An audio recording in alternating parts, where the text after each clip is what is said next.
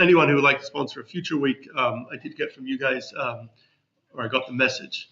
But please let me know. Good morning, everyone. So let's start with the Parsha this week. Parsha this week is Shalach, which means send. And it begins with, and it tells the story of the spies. You may remember this story. I'll just go through it briefly, where Hashem tells Moshe, if you want, you can send spies for yourself. Later in Deuteronomy, Moshe repeats this story and he gives a little background. With the people of Israel, they were at the edge of the promised land. They had traveled from Mount Sinai. They had come to the very edge of the promised land. They're on the southern border, and the people come to Moshe and say, we want to send spies or to scout out the land, to give us a report of what kind of land it is. So Moshe is at first hesitant, but he turns to Hashem, and Hashem says, it's up to you, whatever you want. Moshe says, well, if I say you can't, then they'll say, what are you hiding? So he felt he had no choice, and so he chooses 12 great leaders of Israel, 12 men whom he trusted, and he sends them as scouts to spy out the land. The Torah gives us the name of all 12 of them, one from each tribe. Moshe gives them instructions to go travel through the land, see what kind of people it is, see what kind of land it is, look at the fortifications, and they start in the south. They go through Hebron, it mentions. They take fruit samples from the land, some grapes, some grapes, pomegranates and figs. And these are giant grapes and pomegranates and figs, we're told. They need poles in order to carry these grapes. They're so big, they can't carry them by hand. It takes them 40 days, and they come back to the land of Israel. They come back to Kadesh, and they tell the people, yes, it is a land flowing with milk and honey. It has giant fruit. However, they say the people are very strong, and the cities are well fortified, and there are giants there. And they say we are not able to conquer this land. Caleb, one of the spies, turns to people and says, no, we will be able to conquer this land. If Hashem is with us, he will help us conquer the land. Yehoshua, Joshua, who is another one of the 10 spies, supports him, but the other 12 spies supports him, but the other 10 spies all say, no, we will not be able to go into the land. The people accept the report from the 10 spies, and they all begin to cry, say, if only we would have died in Egypt instead of coming here in order to die trying to conquer the land. We will fall by sword, all our families will be killed. Better, let's go back to Egypt. At that point, Moshe and Aaron both fall in prayer before Hashem, begging. They know Hashem is going to punish the people. They beg Hashem to forgive the people. Hashem turns to Moshe and Aaron and he says, these people have provoked me again, and therefore I will destroy them and turn you into a great nation. Moshe then prays as he had done previously, defends the people, says, look what you've invested so much in these people. You've given them the Torah, besides that, what will the Egyptians say? Similar arguments to what he used previously when he tried to defend the people. And he then invokes Hashem's attributes of mercy that Hashem had taught him, that he could always invoke in order to get Hashem's forgiveness and mercy. And Hashem says he forgives the people. However, there's still going to be a consequence. Because they did not want to go into the land, all adult men who refuse to go into the land are all going to die here in the desert. Except for Caleb and Joshua, those 2 spies. So every adult man over the age of 20 is going to die. They're going to continue wandering through the desert for 40 years until the entire generation dies out. And only in 40 years, their children, when they grow up, they will get to go into the land. So Moshe reports this to the people. When they hear that, they're really, really upset. And they said, no, we are going to go into the land. We are determined to go, right? They change their mind. Whatever Hashem says they do the opposite. So they say, we're determined to go. Moshe says, don't go because Hashem will not be with you. But some people went anyway, marched into the land to try to conquer it. And the Canaanites and Amorites came out and killed them, the people who were attempting to go on their own. At this point, Hashem turns to Moshe. The people are of course, very dejected. There's going to be another 40 years before they'll be able to go into the promised land. Hashem turns to Moshe, and Hashem gives Moshe, in order to encourage them, gives Moshe instructions about that they will have to fulfill when they come into the land. When they offer sacrifices, together with each sacrifice, there's a certain flour and oil offering as well as a wine offering that must be offered, and Hashem gives Moshe the details of those sacrifices. He also says when you go into the land and you make bread, you will have to separate part of the dough and give it to the Kohen as the mitzvah of challah, separating dough and giving it to the Kohen. We still do that today in the diaspora as a custom or rabbinic injunction. We separate challah still. And then the Torah goes on to tell us some further commandments. If the Sanhedrin makes a mistake and they make a mistake in the ruling, and all the people follow this ruling by mistake and transgress a law, then the community brings a sin offering. The same as also an individual who sins must bring a sin offering if they transgress a law. Then the Torah tells us that there was a fellow who was caught gathering wood on Shabbos, which would be one of the 39 prohibitions of gathering grain. And they didn't know what to do with him. They brought him to Moshe, and Hashem said that he should be stoned. That is the punishment for transgressing the Shabbos.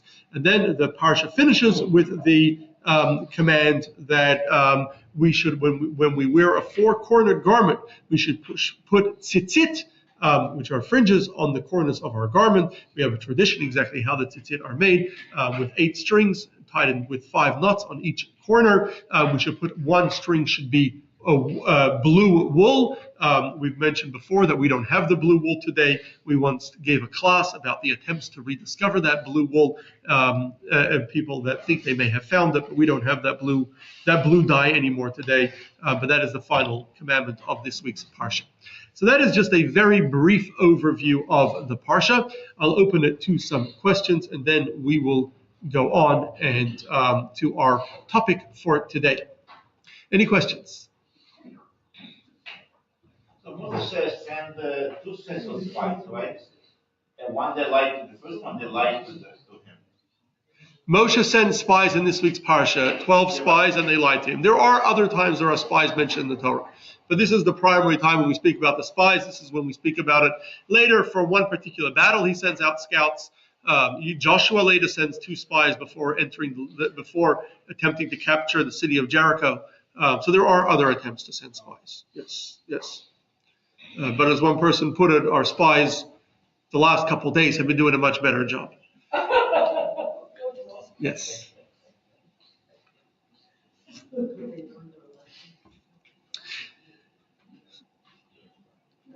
So let's go right ahead and let's talk about our topic. Unless there's any other questions, let's talk about our topic for today, which is which we had scheduled some time ago. Not sure, not connected to the parsha in any way I can think of, but still an important topic, which is non-Jews in the kosher kitchen. So Bet Shammai and Bet Hillel were 2 great schools of Jewish scholars that dominated Jewish scholarship in the last 60, 70 years or maybe even last 100 years of the Second Temple period. During the Second Temple was destroyed in about the year 70. So Bet Shammai and Bet Hillel are probably from about the year minus 30 to about the year 70, were these 2 great schools that dominated Jewish scholarship. Now, these 2 schools had many, many debates between the scholars of the schools. In other words, the 2 schools debated each other. And most of the time, almost every single time, there's hundreds of such debates recorded in the Mishnah and the Talmud. And most of the time, almost every single time, the halacha, the law, followed the view of Bet Hillel, of the school of Hillel. The reason is because at this time, the Sanhedrin, the Supreme Council of Judaism, was still functioning, and it was struggling already by now, but it was still functioning. And the Bet Hillel had a majority of the membership of the Sanhedrin throughout this entire period, and since they had the majority, so therefore they always, when they took a vote, they always ruled following their view. However, the Talmud in the book of Shabbos 13a tells us that one time the Sanhedrin met this was already presumably when they were no longer meeting in the temple. In the last 40 years or so before the temple was destroyed, they would no longer meet in the temple. And they were meeting in the upstairs of the home of a Jew called Chizkiyahu ben Goron. Presumably he was a wealthy man, and his upstairs was large enough to hold the Sanhedrin, which had a couple hundred members. So it would have to be a pretty large place. But the Sanhedrin was meeting. And when they took it, and presumably like our Congress today that meets, not everyone's always there every single time. Whoever's there gets to vote. And so when they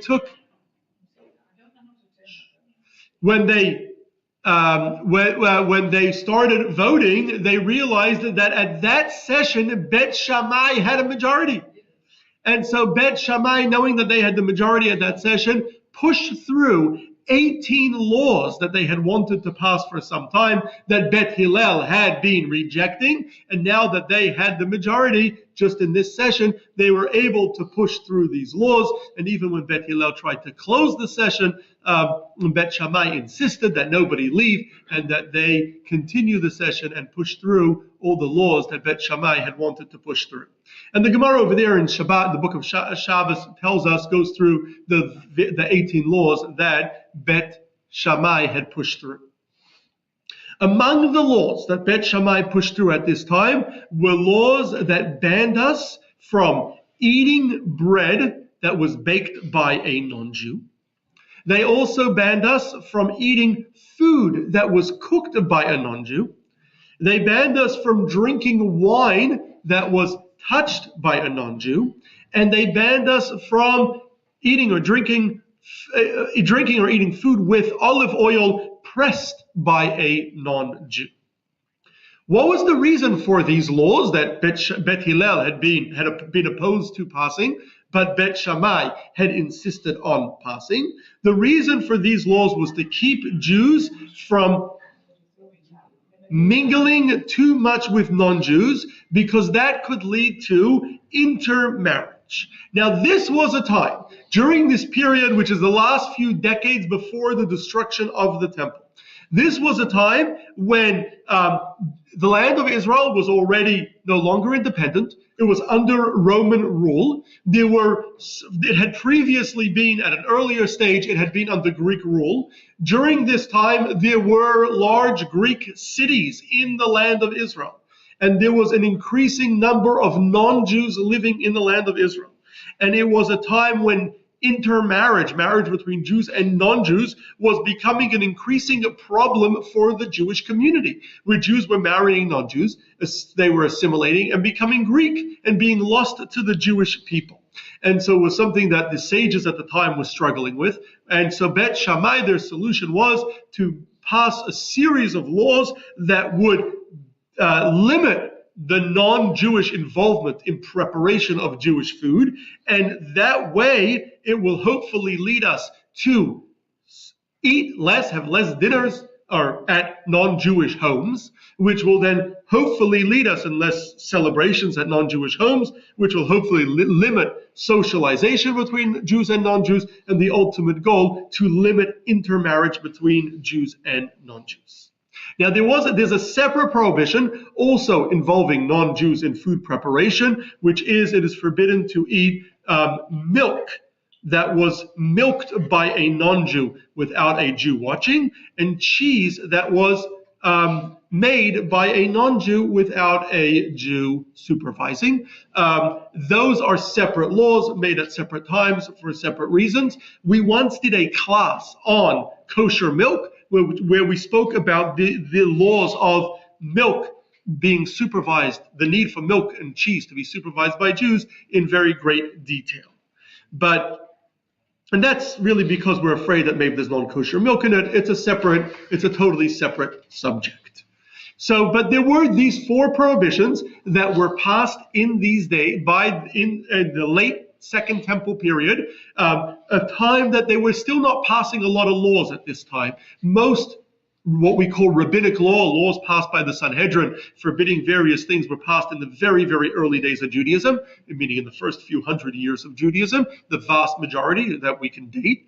But these laws were passed fairly late in our history, around some 1,300 years into Jewish history, and at a time that Sanhedrin was not passing a lot of laws, but they did pass these laws. There was some precedence for these laws as well, without getting into the details. But they passed these laws then in this late Second Temple period. And this included 4 laws, not eating bread baked by a non-Jew, not eating food cooked by a non-Jew, not drinking wine that was touched by a non-Jew, and not eating anything with olive oil that was pressed by a non-Jew. Now, the Talmud tells us that in general, when a Sanhedrin passes a law, the Sanhedrin, the Supreme Council of Judaism, we no longer have one, right? It was disbanded around the 300s. We've done a class where we dedicated to the Sanhedrin. We spoke about it in very great detail. When the Sanhedrin passes a law, in general, it is very difficult to rescind laws passed by the Sanhedrin. It is possible, but extremely difficult. However, at this time, Bet Shammai, when they passed these 18 laws, at this one time when they had the majority, they were afraid that what would happen is in the next session of the Sanhedrin, Bet Hillel would have the majority, and they would simply rescind all the laws that were passed. So Bet Shammai made all the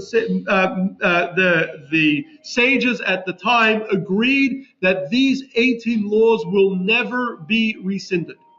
So no matter what, they will never be rescinded. Now, even rescinding laws can only be done by another Sanhedrin, and even then, there's lots of conditions to be able to rescind a law. However, they agreed that these 18 laws will never be rescinded, no matter what.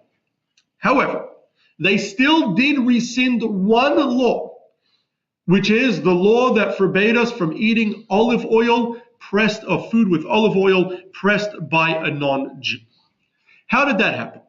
Well, it appears that most Jews never fully adopted that law. While the Jewish community observed the other laws that were passed, the other 17 laws that were passed in this session, the Jewish community never observed this law as a whole, of being careful not to eat food with olive oil that was pressed by a non-Jew. And the reason for that seems to have been that at the time in the land of Israel, the vast majority of olive presses belonged to non-Jews. Most olive oil was being pressed by non-Jews. Now, the rule is that if the Sanhedrin make a law, and when they make the law, everyone is obligated to follow it. But if later they discover that it had never been adopted and people were ignoring that law, then it gets rescinded automatically. And it never takes effect. Maybe we should have that kind of rule in our own country and state.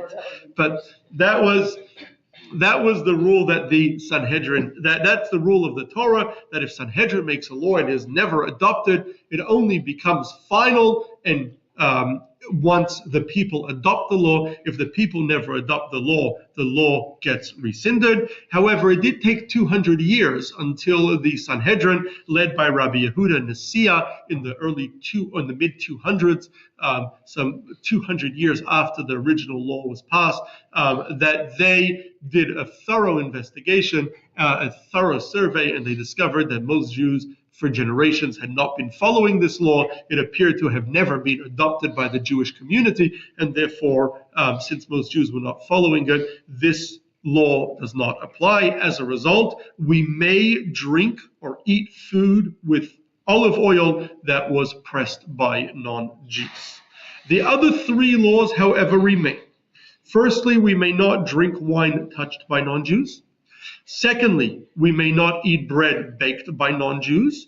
And thirdly, we may not eat food cooked by non-Jews. These are laws passed by the Sanhedrin. Jews, under biblical law, are obligated to observe all laws passed by the Sanhedrin. Many of our important laws are passed by the Sanhedrin, including, for example, the mitzvahs, the festivals of Purim and Hanukkah are created by the Sanhedrin. Right? Among many other things that we observe that today are normative Judaism, were created by the Sanhedrin, we are obligated as Jews to observe all the laws created by the Sanhedrin.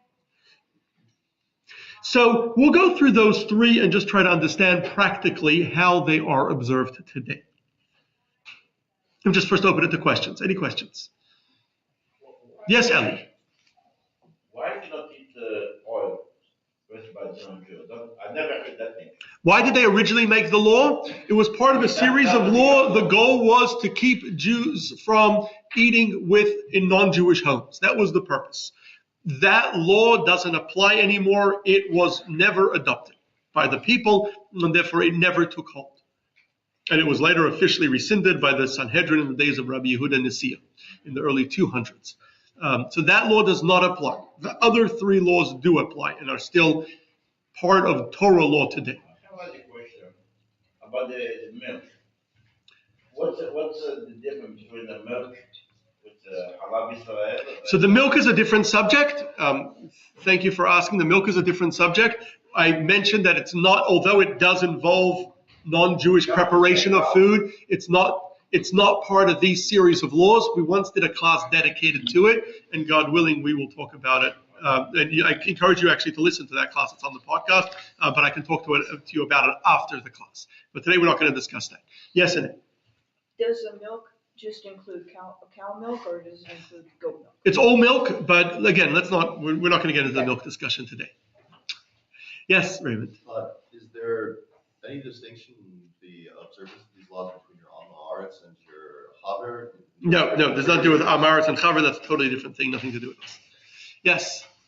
Sorry, you probably answered this. I had somebody. But anyways, so that means if it says kosher, that means no non-Jewish. I will get to the practical, how these are practically observed today and what we do. I will get to that shortly.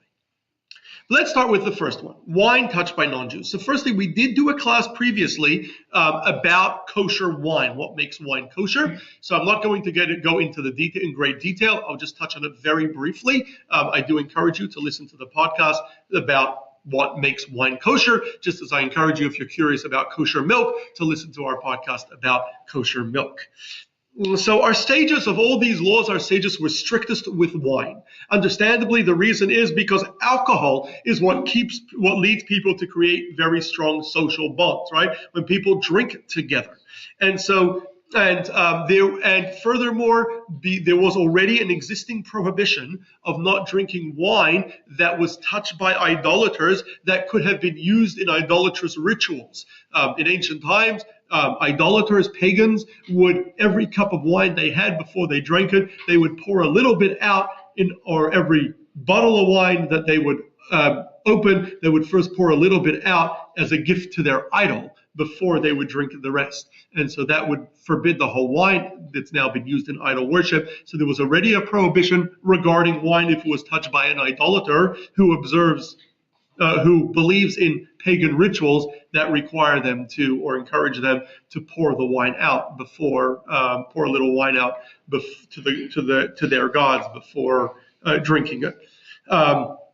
So because they were extending that prohibition, and alcohol is in general the greatest catalyst that can lead to socialization and eventually assimilation, our sages were strictest with wine. They banned us from drinking any wine that was touched by a non-Jew at any point, whether in the fermentation process or once the wine is fully prepared. If the wine is touched by a non-Jew, it is forbidden. Only wine, if either the wine itself is touched by a non-Jew or an open barrel or bottle. If it is a sealed barrel or bottle and touched by a non-Jew, it is not a problem. But essentially, kosher wine can only be produced exclusively by Jews, and only Jews are allowed to touch that wine. As soon as the non-Jew touches the wine, if it's not sealed, it would be prohibited. They did, however, make an exception. They said pasteurized wine, and when they made these laws, they wanted them to be observable. And so as we'll see, they made exceptions to all these laws for that reason, to make it easier for us. They said if the wine is pasteurized, meaning it has been cooked, since this law was originally based on, as we mentioned, an earlier prohibition of not using wine that was used by the idolaters, by pagans, and poured out to their gods before they took a drink. And the pagans would not do that for pasteurized wine because they believed that their gods didn't like wine once it was cooked. And so they didn't do it for pasteurized wine. So therefore, when they banned us from drinking wine touched by non-Jews, they made an exception for pasteurized wine. If the wine is cooked, it is then not forbidden if non-Jews touch it. And so therefore, most wine produced, kosher wine that is produced today in the United States and most places around the world, is pasteurized, or you'll see the Hebrew term mevushal. And if you see mevushal on the wine, you know it's a pasteurized wine, and then if a non-Jew touches it, they do not make that wine non-kosher. However, if it says either not mevushal or says nothing on the bottle, then it is presumably not mevushal. The one place where most wines are not mevushal is in Israel. Because in Israel, it's mostly Jews, they don't bother pasteurizing the wine. So a lot of Israeli wines are not mevushal, and we have to be aware of that and check for that. Yes, Eli? I have a comment. Back in my hometown, my uncle used to have a winery factory. And most of the people, they were Jewish working there, but also some Muslim working there. But no Christian allowed in there. And they asked why, because the Christians, they eat pork, and the Muslim. I don't know. There are, for these laws, halachic differences between Christians and Muslims, without getting into details. Again, I don't want to get into the details of the wine too much. I want to talk about the other things. But generally, a non-Jew is not allowed to touch the wine at all until it's pasteurized. Yes. Including serving the wine until it's pasteurized. Picking the grapes. Picking the grapes is not an issue. Only once the grapes are pressed. What do you mean by touch the wine? Touch either the wine or the bottle or barrel. Your fingers? Yeah. What happens if it just goes through machines? If it goes through machines without any human touch, it's not an issue. Excuse me, how do you cook wine? The same way we cook our milk today is all pasteurized, and many other things we have is all pasteurized. It's all cooked. How would you pasteurize You boil it. You put it through what's called flash pasteurization, where it goes through very quickly in a very kind of narrow pipe where that's very hot, and it gets heated up very quickly and then cooled down very quickly. Yes. So that way you do it without ruining the wine. Even also pasteurizing milk there's a technique to do it without. If you cook the milk too much, you ruin it. So it has to be flash pasteurized or cooked very, very short, very quickly. So let's get to the other laws. So our sages also forbade us from eating bread baked by non-Jews. However, our sages in this, when they passed this law, they recognized that often Jewish bread is not easily available. And depending on the time and place, there were places where everyone baked their own bread every morning. However, in most places that Jews lived throughout our history, most people did not have ovens that where one could easily bake bread every morning. You needed large ovens for it. You needed pretty hot ovens. People didn't have it, and most places people bought bread from bakeries. And so they recognized that that often there may not be a Jewish-owned bakery where the Jews are baking the bread. So therefore they said, and they also recognized that bread is the staple that people eat throughout history. Although today we don't like carbs anymore, and people don't eat much bread. But that's because we're very wealthy. We can eat cake, right? Or we could eat, right, as the Queen of France put it, right? We are eating all sorts of other stuff. But throughout most of history, the staple that people ate was bread. You couldn't survive without bread. And so recognizing that, the sages made an exception. That if Jewish bread isn't readily available, we can eat pas palter, or commercial bread baked by a non-Jew. So it's baked in a commercial bakery, not in a non-Jew's home. If it's baked in a commercial bakery by a non-Jew, we are able to eat it.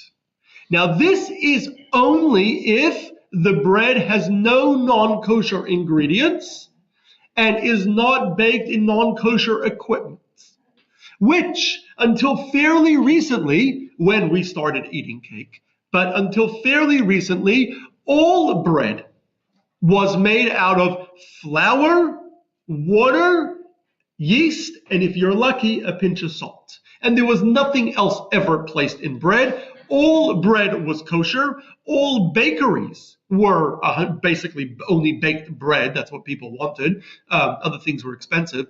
And all bakeries were 100% kosher. There was no issue.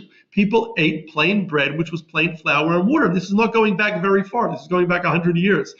People were eating plain flour and water. For us, it's hard for us to imagine eating bread that is just plain flour, water, and yeast. But that is what they ate. And so then if the bread is baked by a non-Jew, if it is in a commercial bakery and Jewish baked bread is not readily available, our sages said you can eat commercial bread baked by a non-Jew.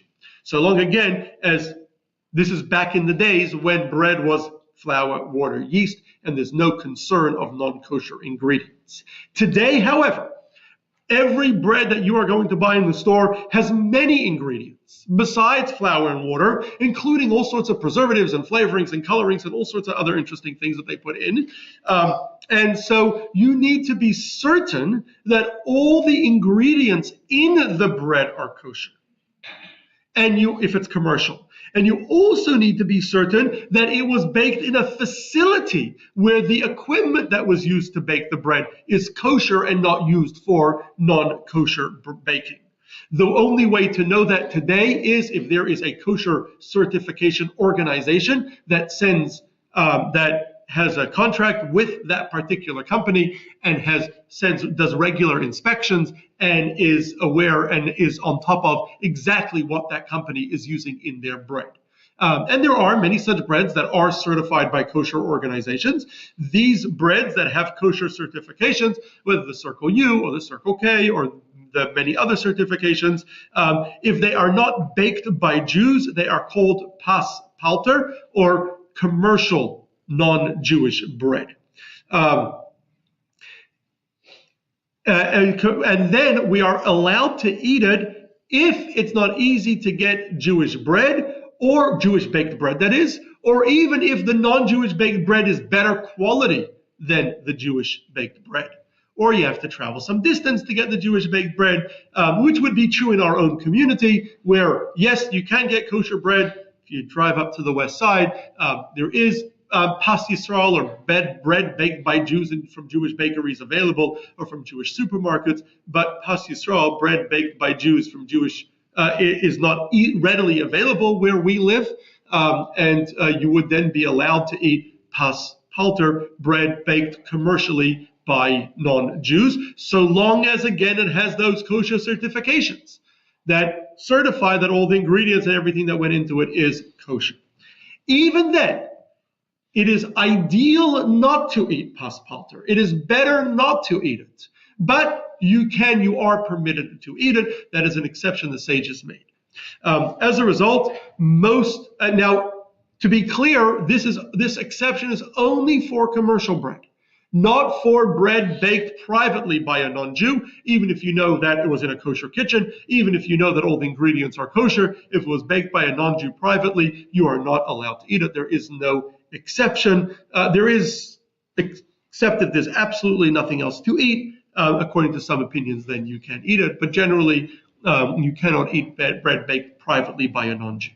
So today, if you live in a place where kosher bread baked by a Jew is not readily available, or the bread baked by non-Jews is much, much better quality, which might be true in many places, you can eat bread that is certified kosher, meaning only has kosher ingredients and made in a kosher plant with kosher equipment that was baked by non-Jews. However, it's ideal not to. And so many Jews are extra careful, and even though they can in theory, eat this commercial bread baked by a non-Jew. They don't, and they make the extra effort to go to the Jewish kosher supermarkets and buy bread baked by Jews. Pas Yisrael, it's called. Now, what is considered bread? How do you define bread? So bread is anything that is made from dough that is made from one of the 5 biblical grains. 5 biblical grains that can ferment. What are they? Wheat, barley, oats, rye, and spelt. Those are the 5 fermentable grains that become chametz for Passover. 5 fermentable grains that we can make matzah from, and those are also the 5 grains that would be considered bread for this law. If, again, it has to be made from dough and from these 5 grains. And it's important to remember these 5 because it's very relevant in Jewish law. It does not include things baked from corn, rice, or other grains. They would not fall under this prohibition. They will fall under another prohibition of not eating food cooked by non-Jews, which we will get to shortly. But they do not fall under this prohibition.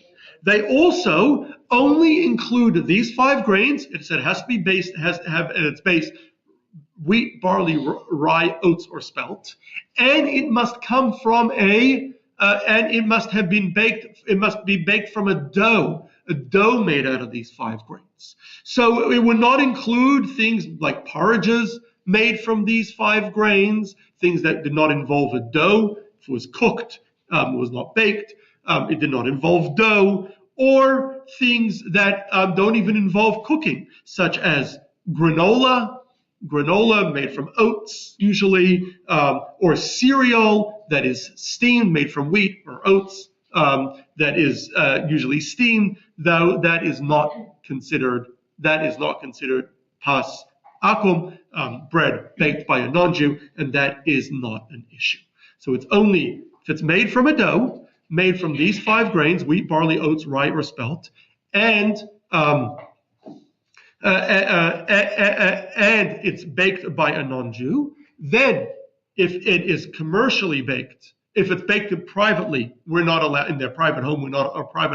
You're not allowed to eat it. If it's baked commercially, then better not to. But if that's what you can get, you're allowed to eat it. But best is to eat bread baked by a Jew. So this would apply to breads from these grains, cookies, pretzels, crackers. And those kind of foods, it would apply to all. Bars, there's a lot of bars, health bars, if their base is one of those. You have to be careful, know with the bars. If it's a granola bar made from granola, then it is steamed, and then it's not an issue. If, however, it's the bar made from a dough, where it's actually kind of held together like a cracker, then it would be, or like a cookie, then it would be fall under this prohibition. Again, if you know all the ingredients are kosher and it's certified kosher, you are allowed to eat it if it's baked commercially, not if it's baked by an individual. Yes. What if it's a non-Jew who's cooking in your kosher kitchen and makes bread? So if a non-Jew is making bread in your kitchen, then it would be part of this prohibition. However, there is an easy workaround. Our sages, recognizing that in many places bakers are not Jewish and that Jews don't have the ability to make their own bread, and since they recommended, even though they didn't require us to avoid bread baked commercially by non-Jews, they gave us a fairly easy workaround when they made this law. They said, this is what you do. If the Jew assists the bread baking in any way whatsoever, whether by putting the bread in the oven, whether by turning on the fire, or even just by increasing the flame, such as throwing in a match or stoking the fire, it's no longer considered bread baked by a non-Jew. So a Jew just has to do one thing involved in the baking. So if they're baking in your home, all you have to do is turn on the fire or increase the fire or put the bread in the fire, in the oven, and that's enough to be considered bread baked by a Jew. Today, there are many commercial bakeries where all the employees are not Jewish. And yet, all they need to do is a Jew comes in and lights the fires. In many bakeries today, in fact, in most bakeries today, most commercial bakeries, the fires, or at least the pilot that those fires are lit from, remains on constantly. Most commercial kitchens have pilots that never are extinguished. And so all it needs for it to become kosher is for the Jew to light the pilot. Now, it's not enough for a Jew to light the pilot once and it's good forever. The poskim, the halachic sources say that a Jew must relight that pilot regularly, and the generally accepted rule is that a Jew has to light the pilot once a week. So today there are many commercial bakeries, even owned by non-Jews, that produce bread that you will see a certification from the Circle U, Circle K, or many of the different certifiers, kosher certifiers, and it will usually say underneath the words Pas Yisrael, which means bread baked by a Jew. And that doesn't mean that any Jew really goes into the kitchen, well, it's a factory, but it doesn't mean the Jews go into the factory. All it means is that a Jew just went in and goes in and lights the fire once a week. Today, with modern technology, the Jew doesn't even need to go in to light the fire. Today, in a lot of places, you can light the fire remotely. All you need is an app on your phone, and you can light the fire, and the Jew needs to light the fire once a week, and that is enough for it to be considered Pas Yisrael, bread baked by a Jew. And you will see many breads, and you'll be surprised, many breads produced by non-Jews entirely today are Pas Yisrael, do have the status of being baked by a Jew because there is a Jew going in and lighting the fire. Yes? What about our waffles? Sorry? How about our waffles? That's a very good question. So we're going to get to, well, you're going to also ask about the eggs, right? No, the waffles. The waffles and the eggs, right? So I come in. Are dough, isn't it? So they are dough. I come in every Sunday morning, some of you have seen, and I turn on those fires. Yes, and I have been doing that for many years. Yes? I have a question too. I noticed some breads, they're made with animal fat. So today, once upon a time, it was a non-issue. When our ancestors were, imprisoned in Tsarist Russia, and they ate the bread that they were served, it was not an issue, kosher issue at all. They didn't have too many choices. But there wasn't an issue because bread was flour and water. There was no kosher question. Today, all the breads, without exception, with very few, except some health breads that are just flour, water, like the sourdough breads, some of them. But virtually almost all breads, without exception, are made with many different ingredients. And so they need to be certified that the ingredients put into them are kosher and that the facilities they're made in, the equipment they're made with, are kosher. The only way you can know that is if they have a contract with a kosher certifying company that certifies the ingredients, and they're in contract not to change those ingredients without notification, and there's regular inspections to ensure, as all kosher certifiers do, to ensure that it's all the food going into it is kosher. The reason is because I used to live in Italy, and a lot of bread is made with the pig fat, lots. And and we say which one is not made without. There's only a couple kinds, so that's what you used to buy. So if the same bakery is baking some with pig fat and some without pig fat, you have a problem. It doesn't matter if it's pig or not, or any animal fats. If the same bakery is using non-kosher animal fats, then you have a problem with anything they make, because how do you know what's what? And how do you know that they clean so you have a problem no matter what. What usually happens is the Jews supervise a particular bakery, and they make sure that all the ingredients are kosher. You don't need an actual stamp on the label. All you need is to know that there is a rabbi or there is a kosher organization certifying it. So that's, yes? I have a question. So, say like you have a buffet, Jewish, and I touch something, I make it. The touching is only an issue for wine that is not pasteurized, right? For bread, it's baking, and even then, if a Jew does anything, even light the fire, that isn't. That is one prohibition, the rule of bread baked by non-Jews. In addition to this prohibition of not eating bread baked by non-Jews, our sages forbade us from eating food cooked by non-Jews. This includes anything that is cooked, roasted, fried, or baked, if it's a dough, that isn't from the 5 grains. Remember, if it's baked and it's a dough from those 5 grains, it falls under the bread rules. But if it's baked with something else, made from corn, from rice, baked or cooked from something else, roasted, fried, it falls under the prohibition of food cooked by non-Jews. Now, other forms of food preparation that don't directly involve a fire are not included in this prohibition. So that would include pickling. If it's pickled by non-Jews, not an issue. If it's dried by non-Jews, also not an issue. Dried fruit, dried jerky, if it's kosher jerky, right? If it's smoked by non-Jews, the smoked salmon that Jews seem to like, for some Jews like to eat, if it's smoked by non-Jews, not an issue whatsoever. Most poskim, most halachic authorities also permit food that is steamed by a non-Jew, since it does not involve fire. Steam is something that is cooked not with fire, but with boiling hot water.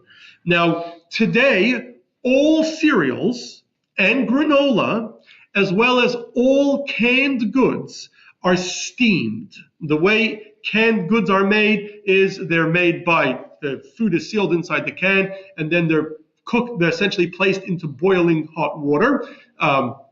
They're steamed, as well as cereals and granola are usually put, also steamed, put on a very hot metal surface, and kind of run through a very narrow space. That's how the granola is created, and most cereals are created like that. And so they're virtually all steamed. So for the cereals, the granola, the cans are generally, according to most poskim, most halachic experts, they are not considered an issue with regard to this prohibition of food cooked by non-Jews. Now, regardless, again, today, all commercial produced food, you don't know what goes into it. There's all sorts of stuff going into it. The only way you know that the ingredients are kosher is if there is a kosher certifying agency that supervises that particular plant. Without a kosher certifying agency certifying that particular plant, you have no way of knowing what's in it, and you cannot assume it's kosher. But the kosher certifying agency will require it to be cooked by a Jew, because food that is cooked by a non-Jew is not kosher. However, when it comes to steaming, pickling, drying, smoking, not an issue. Again, most cereals, virtually all cereals, granola, and all cans are steamed, and so therefore generally not considered an issue. There are some opinions that say steaming is an issue, and so there are some Jews that are extra careful with regard to steamed foods. Now, when our sages prohibited eating food cooked by non-Jews, they made 2 important exceptions. Firstly, they said, any food that can be eaten raw and is generally eaten raw is not part of this prohibition. So, say for example, carrots or other vegetables that are eaten raw, and a non-Jew cooks them, it's not prohibited. Not a problem whatsoever. You're allowed to eat it so long as it was cooked in a kosher kitchen, or if it's cooked commercially, you know that the commercial, plant that produced it, the factory that produced it, only has kosher ingredients, and the equipment is kosher because it's certified. If a non-Jew cooks it, it's not an issue. Another classic example would be cooked fruit. Applesauce people eat, or other cooked fruits are not an issue whatsoever, even though they may be cooked by a non-Jew. That is one exception. Yes? So what's the definition of raw? Anything that can be eaten as is, raw, without So cooking. then there is no cooking. Yeah, that's the. But if you eat cooked carrots, cooked by a non-Jew, it's not an issue because you can eat carrots raw. Oh, because you can. You can eat it raw. Like if a non-Jew took a raw carrot and cut it up and served it to me, I could eat it. If a non-Jew. If they took cook a the carrot. And cooked it and cut it up and served it, I could eat it as well. Yes, as long as you know that it was cooked in a kosher kitchen. Clarify, because I'm a little, okay, this is how I process, so. Go ahead. So, if, because I could eat the apple or the carrot raw, and a non-Jew could cut it up and serve it to me, I could also eat it cooked if a Yes, non-Jew cooks it. yes, Okay. yes. Even if a non-Jew cooks it, if it can be eaten raw, So does it's that not an include, issue. like fish? That is a good question. Today, fish is generally eaten raw, right? At least we eat many fishes raw, and one can argue that today it wouldn't be an issue, right? It's widely eaten raw. I think throughout most of history outside of Japan, it wasn't. But today we do eat raw fish extensively. Other foods, not so, eggs, for example, Right. the postscript debate, some people eat raw eggs, most people do not. It is not considered something that can be eaten raw. So the fish would just have to be kosher. Yeah, it'd have to be kosher fish and prepared in a kosher kitchen with only kosher ingredients. So that's different than raw. Even though it's not raw, even if it's cooked, you can still eat it. So for an apple, does an apple have to be prepared in a kosher It kitchen? always has to be prepared in a kosher kitchen with kosher ingredients and Okay, kosher got it, equipment, got it. yes. Yeah, okay, good. The other exception that our sages made, in addition to the first exception that it can be eaten raw, the other exception they made to this rule of not eating food cooked by a non-Jew is that it's only for food that is fitting to be eaten on a king's table. Or in other words, quality foods. However, anything that is not considered high quality foods, if a non-Jew cooks it, it is not an issue. And so that would have excluded in ancient times foods like kings ate wheat, white flour, barley, or buckwheat, or things that were considered low-class foods would not have been an issue. Now, today, by the way, people eat in fancy. Now, today we don't have any kings, but we do have in some places in England, but we don't have too many kings. But it doesn't necessarily just refer to kings. It means things that you would eat at a nice dinner. If it's fitting to be served as a dinner, at a dinner, then if it's cooked by a non-Jew, it could be a problem. If it's something you would never eat at a dinner, it's not an issue. Now, today, things like barley and buckwheat, we actually do eat at fancy dinners also, because there are all sorts of recipes for things that were once upon a time considered poor man's food. Today can be served anywhere if the chef knows how to make it right. However, most poskim are of the view that this rule would exclude things like snacks. Say chips, for example. You don't serve chips at a dinner. So chips are something that are not fitting to be eaten at a king's table, and therefore, even though the chips might be potato chips or corn chips, might be baked, any commercial chips are baked by a non-Jew, nevertheless, it is not an issue, and all those certified potato chips and corn chips that you see in the store that have the OU on them, and they are certified as kosher. Not only are they have kosher ingredients, of course, and they're made in kosher plant. However, they don't necessarily have a Jew cooking them. It's not an issue because they're not fit to be put on a king's table. The same would be cereals, even cereals that are not steamed. If it's cereal, it's not an issue of it's not considered fitting to put on a king's table. What about tortillas?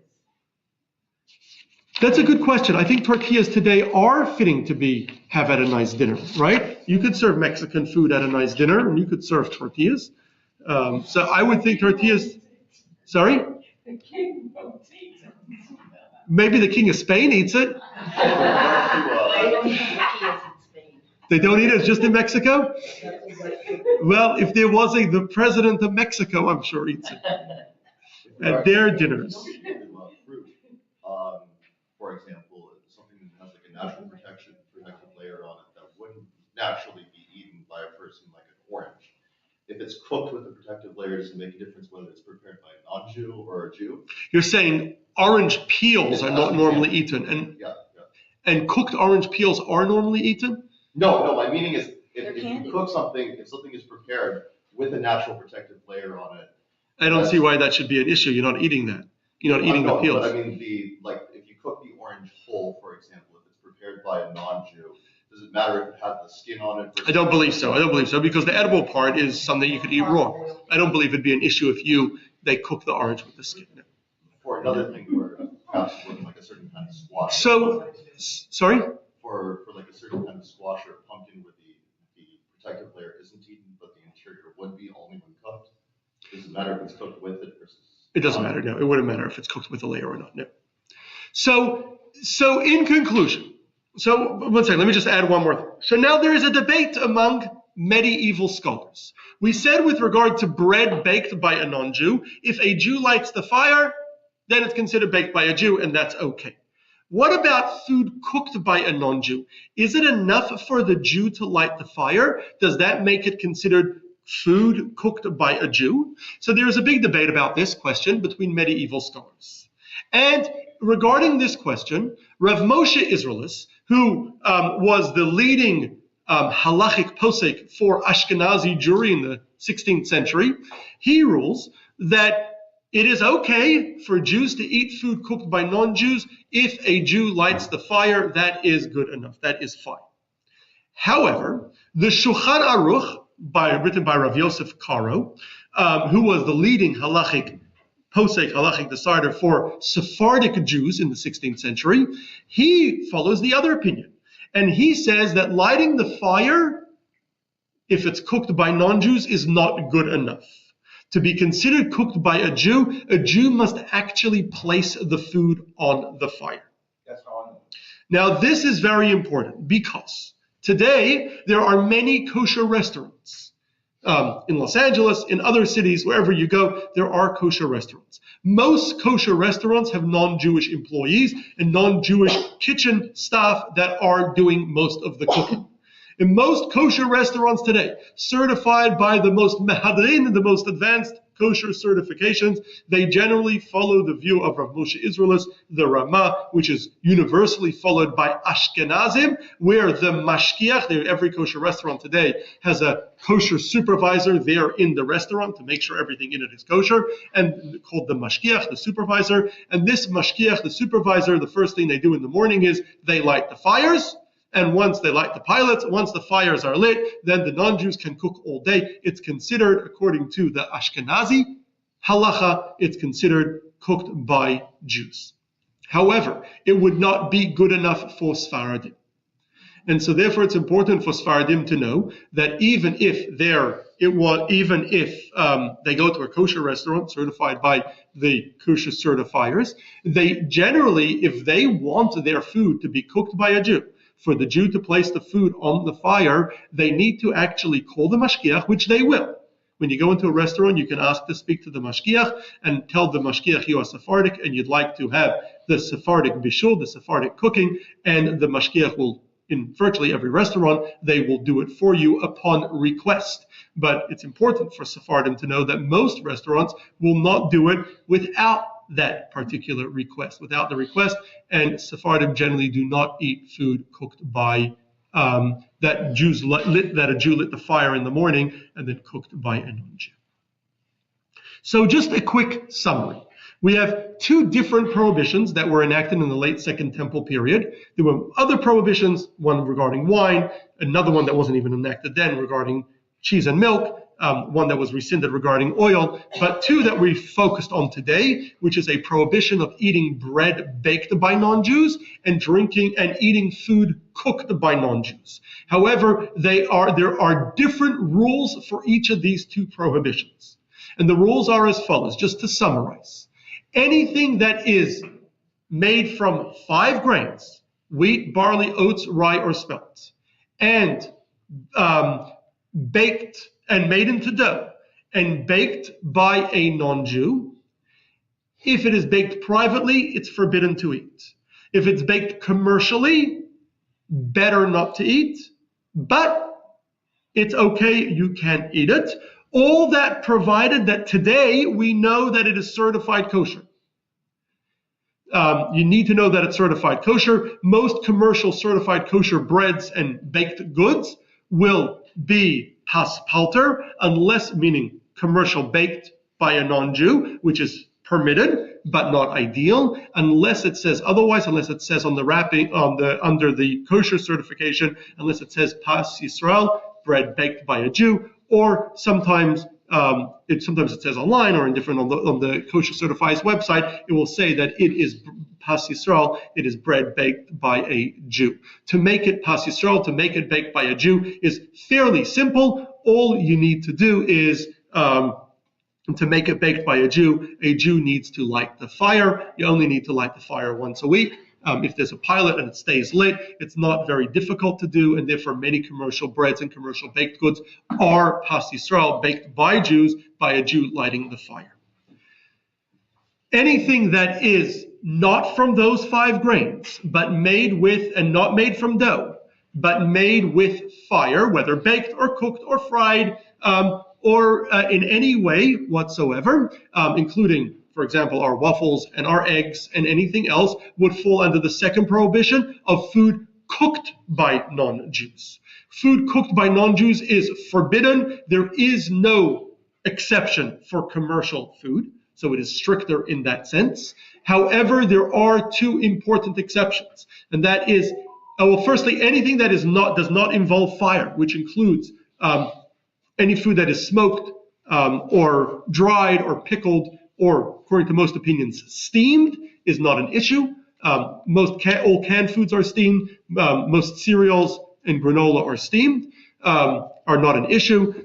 Furthermore, anything that is not fitting to be eaten in a fancy dinner, such as snacks and the like, are not an issue of food cooked by a non-Jew. Bars and chips. Pretzels, by the way, are an issue of our pas Yisrael, are about bread, right? Because they're made from dough and from wheat. So pretzels are an issue of bread, and that would be most pretzels that have kosher certification are pas palter, commercial bread, which is permitted, but many are careful not to have it.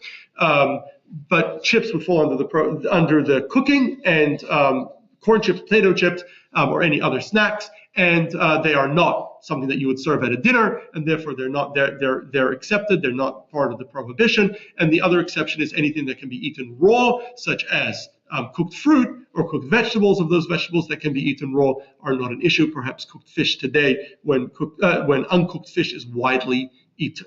So that is now then, if you have a non-Jew cooking in your home, if they're baking, all you have to do is light the fire. It's not an issue, or cooking in a restaurant for that matter. If they are cooking, the things for which the prohibition of cooking applies, there is a debate between Ashkenazic halacha and Sephardic halacha. Ashkenazim will eat it if a Jew lit the fire. Sephardim will only eat it if a Jew actually placed it on the fire. Not enough to just light the fire.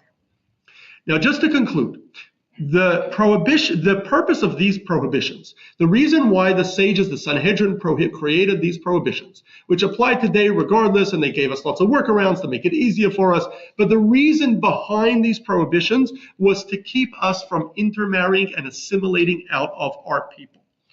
And our sages then were worried about it, and the truth is that Jews today should be concerned about it. The greatest threat to Jews is not anti-Semites. The greatest threat to the Jewish people is assimilation.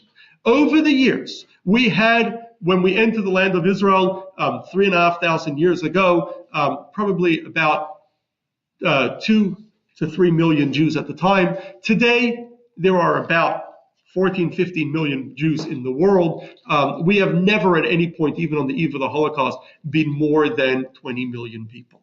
The reason why we never grew, although we've been around for so long, partly because of persecution, but mostly due to assimilation. Over the years, various Jews have assimilated among their non-Jewish neighbors. That's been a constant problem throughout our history, and it remains a problem today. The only way we can ensure Jewish continuity is by stopping assimilation. Assimilation will end our people as a people. And so Jews have always been very aware of that. And so therefore, our sages created these rules to keep us from socializing too much with non-Jews.